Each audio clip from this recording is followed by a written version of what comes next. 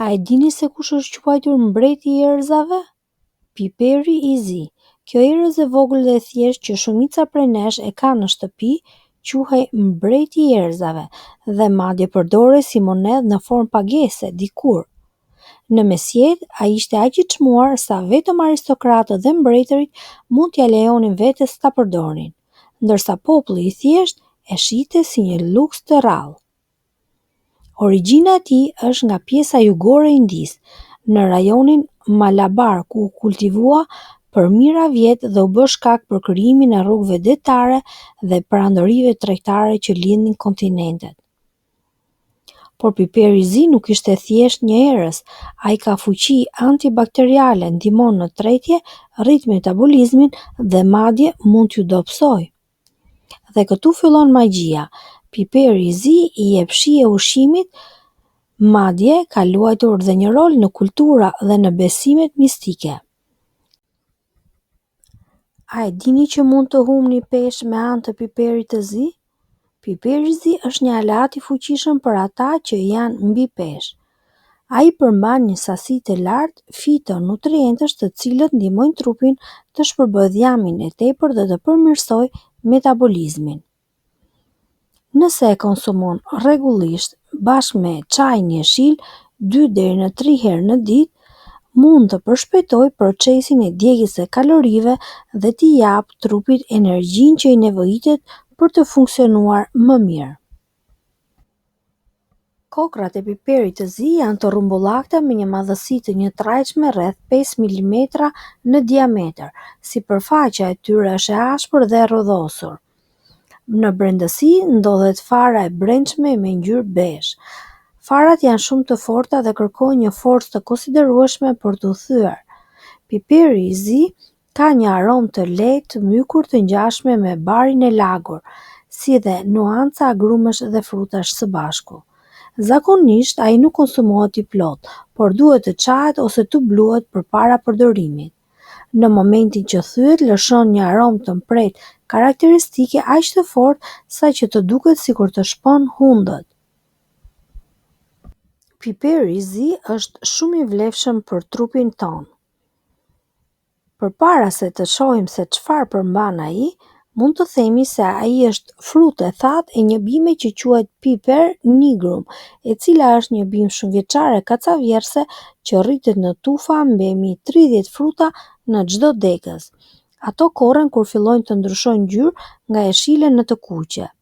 Nga kjo bimë merren lloj-lloj kokrash piperi që në varësi të korres dhe mënyrës së përpunimit prodhojnë piperin e zi që është më i zakonshmi, piperin e bardhë që përftohet duke hequr lëkurën e jashtme të frutit dhe duke lënë vetëm farën, i cili ka shije më të butë, piperi i gjelbër që korret më herët, piperi i kuq që lihet të piqet plotësisht dhe piper roz që shpesh ngatarrohet me piperin e zi, por në fakt vjen nga një pemë e Amerikës së Jugut. Tani mund të themi se cilat janë vlerat ushqimore të piperit të zi. Vlerat ushqyese të piperit të zi. Piperi i zi është më shumë se një erëz. Ai është një burim i pasur me lëndë ushqyese dhe përbërës aktiv që e bëjnë të vlefshëm për shëndetin tonë. Ai është i pasur me vitamina. Kokrat e piperit përmbajnë një sasi të konsiderueshme të vitaminës A dhe C, të cilat forcojnë sistemin ton imunitar dhe ndihmojnë në shëndetin e syve dhe lëkurës. Ai është një burim natyral stimulues. Përmban gjithashtu një sasi të caktuar kafeine që ndihmon në përqendrim dhe e bën trurin më vigjilent. Rrit përthithjen e lëndëve ushqyese. Piperina, që është përbërësi kryesor aktiv, përmirëson aftësinë e trupit për të përthithur minerale të rëndësishme si kalciumi dhe seleni, si dhe komponimet e dobishme që gjenden në çajin jeshil dhe shafranin e Indisë. Piperi i zi është i pasur me antioksidant. Ai ndihmon në luftimin e radikaleve të lira, duke ndihmuar kështu trupin që të ngadalsojë procesin e plakjes së qelizave. Pra, duke konsumuar piper të zi, ju do të ndjeni më të ri. Ai gjithashtu ka veti antibakteriale dhe antiinflamatore. mund të ndihmojnë në parandalimin e infeksioneve dhe lehtësimin e inflamacionit. Në mjekësinë ayurvedike, piperi i zi është përdorur për shekush për të trajtuar problemet e tretjes, dhimbjet e veshit, gangrenën dhe sëmundjet të zemrës. Në mjekësinë tradicionale kineze përdoret për të reduktuar simptomat e epilepsisë, megjithëse deri më sot nuk ka prova shkencore moderne që e mbështesin këtë përdorim për çrregullimet neurologjike. Përdorimet e piperit të zi, ai është një nga erëzat më të përdorura në botë dhe pothuajse gjendet në çdo kuzhinë, shpesh i kombinuar me kripën si shoqërues bazë në tryezë. Në gatimin e përditshëm, piperi i zi i bluar i freskët i jep shije pothuajse çdo gatimi, mishi, peshku, pule, perime, madje edhe suprave. Gjithashtu kokrizat e thermuara të tij përdoren për të krijuar një shtresë pikante mbi biftek, si dhe duke i dhënë një aromë unike gjatë pjekjes. A e dini që shija dhe aroma e kokrave të piperit të zi mund të ndryshojë dukshëm në varësi të vendit ku kultivohet? Ashtu si rrushi dhe piperi është një frut dhe ndikohet nga klima, kushtet e rritjes apo përbërja e tokës. Këto faktorë përbëjnë atë që quhet ndryshueshmëria e piperit të zi, duke përcaktuar aciditetin apo teksturën dhe madje madhësinë e kokrave. Indonezia. Piperi lampon ka një aromë të fortë me nota agrumore dhe djegsirë që ndizet ngadalë dhe bëhet më e fuqishme me kalimin e kohës. Ai është ideal për mishra të yndyrshëm dhe me fibra. Në Indi, një nga varietetet më të njohura dhe të vlerësuara në botë, i cili është i dallueshëm për madhësinë e kokrës dhe ka një aromë me nuancë pishash dhe agrumësh, ndërsa shija pak e ëmbël dhe e freskët e bën që të konsiderohet klasi më i lartë i piperit. Brazili, kokrat e piperit të ardhura nga Brazili kanë një aromë të fortë që të shpon hundët menjëherë, por dhe një shije më të butë dhe një djegsirë që shuhet më shpejt. Vietnami është furnizuesi më i madh i piperit në botë.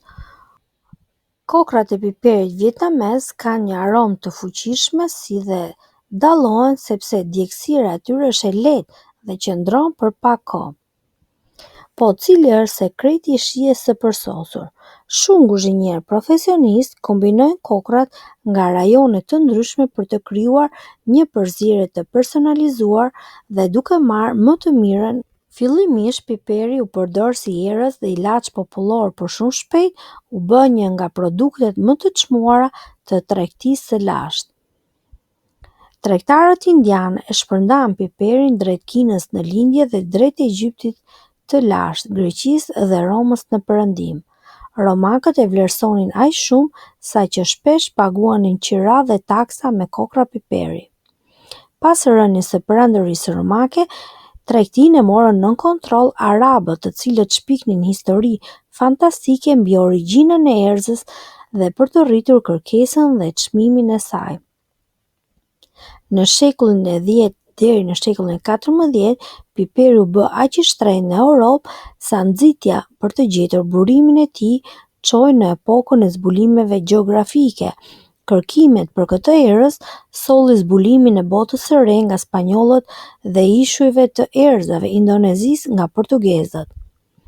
Fillimisht portugezët dominuan tregun e piperit, por më vonë pushtetin e morën holandezët, duke përhapur kultivimin e bimës në shumë rajone të Azisë Juglindore dhe Afrikës. Sot piperi i zi kultivohet gjërësisht në zona tropikale të Azisë, Afrikës dhe Amerikës Latine. Vietnami është prodhuesi më i madh në botë, duke furnizuar rreth 1/3 e prodhimit global me më shumë se 130.000 tonë çdo vit. Pjesa tjetër vjen kryesisht nga India, Brazili dhe Indonezia. Sot piperi përbën rreth 20% të tregtisë botërore të erëzave dhe Shtetet e Bashkuara të Amerikës janë importuesi më i madh. Nga valuta e erëzave në antikitet deri tek përbërësi i zakonshëm i çdo kuzhine moderne, piperi i zi e ka ruajtur statusin e tij si mbreti i erëzave. Ja dhe disa mite rreth tij. Piperi i zi në shumë kultura është i quajtur si një mjet mbrojtës i fuqishëm kundër forcave negative. Në traditat popullore europiane dhe aziatike, shpesh përdorej si amulet dhe ritualet magjike. Magjistarët dhe shamanët e shikonin piperin si barrierë energjie e aftë për larguar shpirtat e këqij dhe energjitë e këqija. Në disa zakone, piperi i pluhur i zi spërkatet në pragun e shtëpisë për të parandaluar hyrjen e forcave të këqija. Edhe sot, në disa praktika okulte, piperi vazhdon të përdoret për pastrime rituale, mbrojtje dhe shërim shpirtëror. Një element më i vonshëm i folklorit modern është lidhur me festën e Krishtlindjeve. Në disa rajone, prindërit i trejnë fëmijët e paduruar duke u thënë se nëse përpiqen të spionojnë babagjyshin kur ai sjell dhuratat, ai do t'u hedhë piper në sy, që t'u mësojë që të mos jenë më kurrështar. Ky besim është një shembull i bukur se si edhe një erëz e lashtë si piperi është përfshirë në ritualet dhe mitet e kohëve moderne. Gjithashtu, disa vende besojnë se ai mund të aktivizojë edhe syrin e tretë duke pastruar bllokimet energjetike dhe mund të forcojë vetbesimin. Ngrohtësia që sjell piperi shihet si një ilaç kundër ftohësisë fizike dhe emocionale, duke rikthyer ekuilibrin dhe forcën e brendshme. Kjo lidhje e piperit me energjinë dhe shpirtin tregon se ai nuk është thjesht një përbërës i zakonshëm kuzhine, por një element tepër simbolik. Për shumë kohë më parë, një nga historitë më të përhapura në mesjetë ishte se piperi përdoret për të maskuar shijen e mishit të prishur. Ky mit u bë aq popullor saqë shpesh u përmendej edhe në libra, filma dhe tregime popullore të asaj periudhe. Megjithatë, historianët kanë treguar se kjo nuk ka logjik. Piperi ishte jashtëzakonisht i shtrenjtë, aq i vlefshëm saqë përdorej si monedhë. Çdo kush që kishte mundësi të blinte piper të zi, kishte gjithashtu mundësi të siguronte mish të freskët. Nga ana tjetër, shtresat e varfra, të cilat ndonjëherë detyroheshin të konsumonin mish jo të freskët, nuk kishin mundësi të blinin erëza kaq të shtrenjta. E vetmja pjesë e vërtetë në këtë histori është se piperi i zi përmban vlera antimikrobiale, të cilat farpërbërjes së piperinës ndihmojnë në ngadalësimin e prishjes së ushqimit, por ai nuk është kurrë një mjet i besueshëm konservimi. Për këtë qëllim njerëzit përdorën kripën, e cila ishte shumë më efikase dhe më e përhapur. Kështu që piperi i zi nuk ishte një maskues i mishit të kalbur, por një erëz luksi që shtonte shije, status dhe ndoshta një shtresë të vogël mbrojtje kundër mikrobeve. Kjo ishte gjithçka që kishin përgatitur për mbretin e erëzave, piperin e zi. Nëse ju ka pëlqyer, mund t'i bëni like ose ta shpërndani videon. Ju ftojmë të na ndiqni në video të tjera.